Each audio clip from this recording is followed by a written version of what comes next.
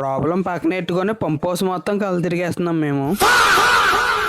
ఈవేళ మ్యాటర్ ఏంటంటే change over నుంచి వచ్చిన కేబుల్ పంప్ హౌస్ లో ఉన్న ఎల్టీ ప్యానల్ కి అయితే కనెక్ట్ అయినాయి కదా. ఈ కంటిన్యూటీ అయితే వచ్చేస్తున్నాయి 3 పేసులు. ఆనకెళ్ళి ఆ ఎల్టీ ప్యానల్ కి కనెక్ట్ అయిన కేబుల్ అన్ని చెక్ చేద్దాం. ఇప్పుడు మనం వేదాద్రి పంప్ హౌస్ లో ఫోటో అయితే కనిపించింది నాకు. డాక్టర్ వైఎస్ఆర్ రాజశేఖర రెడ్డి గారు సీఎం గా ఉన్నప్పుడు ఈ పంప్ హౌస్ ఓపెన్ చేసినట్టు ఈ ఫోటోలో అయితే తెలుస్తుంది. ఈ పంప్ హౌస్ కడతం వల్ల 3,08,627 ఎకరాలకు సాగునీటిని అయితే అందజేయొచ్చంట.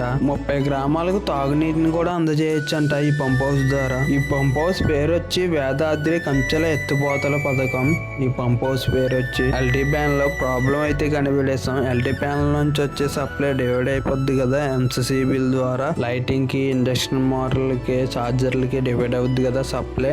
అలా చార్జర్ గా అయితే వచ్చింది ఎల్టీ ప్యానల్ నుంచి 415 వోల్టేజ్. ఆ 3 పేసులు అయితే షార్ట్ అయిపోయినాయి. ఆ చార్జర్ లో అయితే షార్ట్ అయిపోయిన కేబుల్ మీద అయితే దగ్గర 2 అవర్స్ అయితే టైం పట్టింది. ఇప్పుడైతే మనం ఎల్టీ ప్యానల్ అయితే ఆన్ చేసుకుంటాం. కష్టపడి ఎల్టీ ప్యానల్ ఆన్ చేసి చీకట్లో ఉన్న పంప్ హౌస్ ని ఎలుగులోకి అయితే తీసుకొచ్చాం. నెక్స్ట్ వీడియోలో అయితే కలుద్దాం గైస్.